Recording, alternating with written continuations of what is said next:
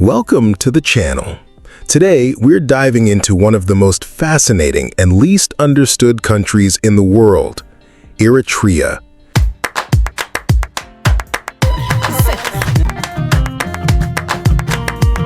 From ancient kingdoms and colonial battles to modern-day struggles for power and identity, Eritrea's story is filled with strength, survival, and silence. It's a land where diverse cultures and religions coexist, but also where political freedom remains out of reach.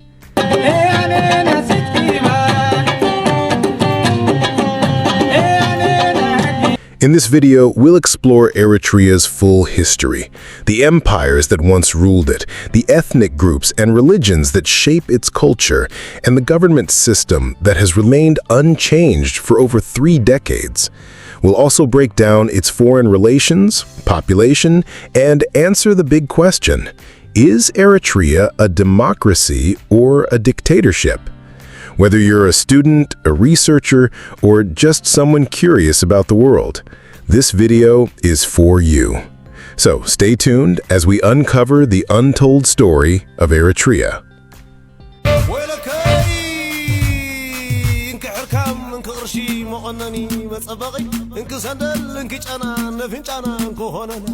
In the Horn of Africa, nestled between the Red Sea and the vast deserts of the East, lies a nation both ancient and new, mysterious and proud, often misunderstood by the world. This is Eritrea. A land of ancient empires and modern struggles, diverse cultures and singular power. Eritrea's story is one of resilience, survival, and self-determination. The ancient roots and empires of Eritrea. Eritrea's history stretches back thousands of years. The region was part of the powerful kingdom of Dampt as early as the 8th century BCE, a civilization that flourished in what is now Eritrea and northern Ethiopia. Later, Eritrea was home to one of Africa's most legendary civilizations, the Aksumite Empire, which thrived between the 1st and 7th centuries CE.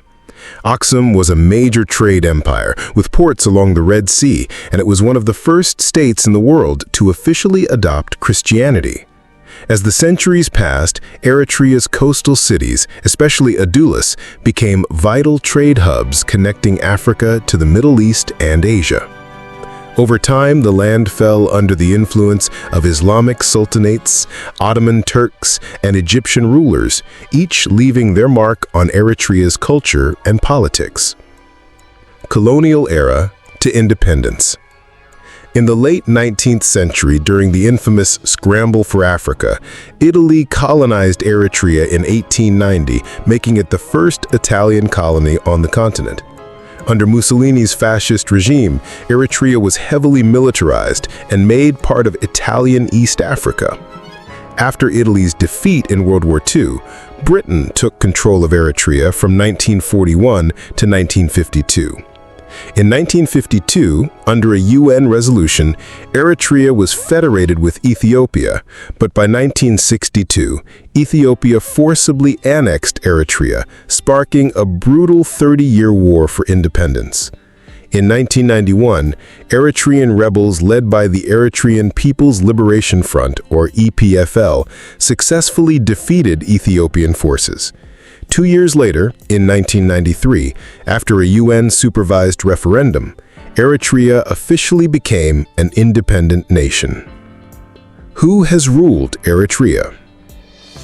Since independence in 1993, President Isaias Afwerki has ruled Eritrea, making him one of the longest-serving leaders in Africa.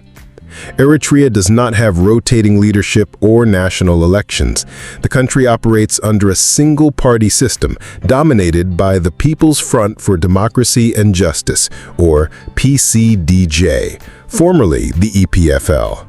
No other political parties are legally allowed, and the constitution, ratified in 1997, has never been implemented. Ethnic groups in Eritrea.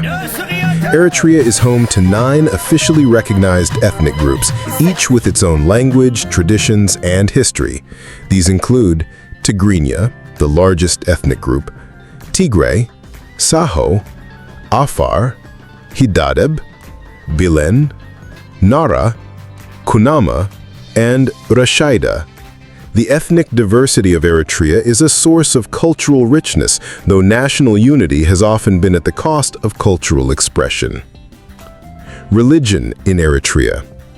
Eritrea is a country of religious duality. The two main religions are Christianity, mainly Eritrean Orthodox Tewahedo, followed by Catholics and Protestants. Islam, primarily Sunni, practiced mostly in the western and coastal regions. The population is almost evenly split between Christians and Muslims, and religious harmony is a point of national pride. However, religious freedom is limited, and only a few faiths are officially recognized by the government. Population and language. As of 2025, Eritrea's estimated population is about 3.7 million people. The official languages are Tigrinya, Arabic, and English, though many other languages are spoken among the ethnic groups. Eritreans are known for their discipline, patriotism, and strong sense of national identity, shaped by decades of war and struggle. Government and political system. Eritrea is governed by a highly centralized authoritarian system. There's no independent press, no national elections, and no opposition parties allowed. President Isaias Afwerki governs without a parliament, and the country has been under a no-war, no-peace state of militarization for decades.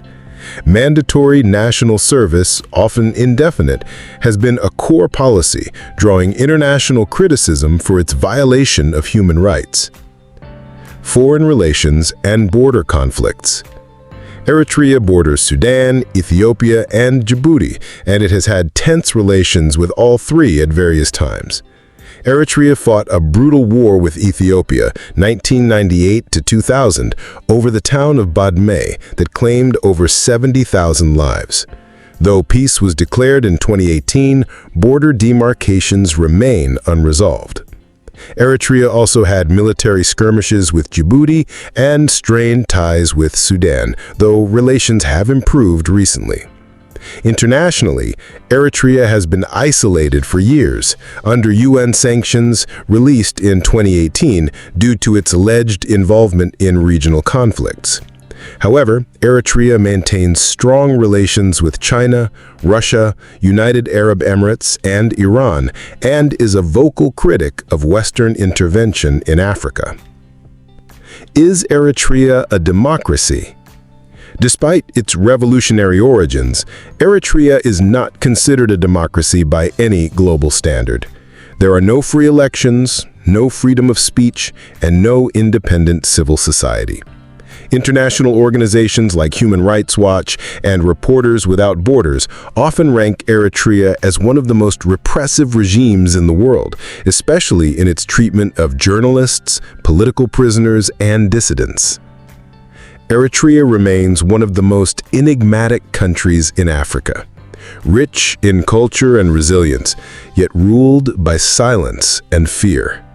Its people have endured colonization, war, and isolation, but they've also built a nation from ashes, stood firm in the face of giants, and protected their sovereignty at all costs.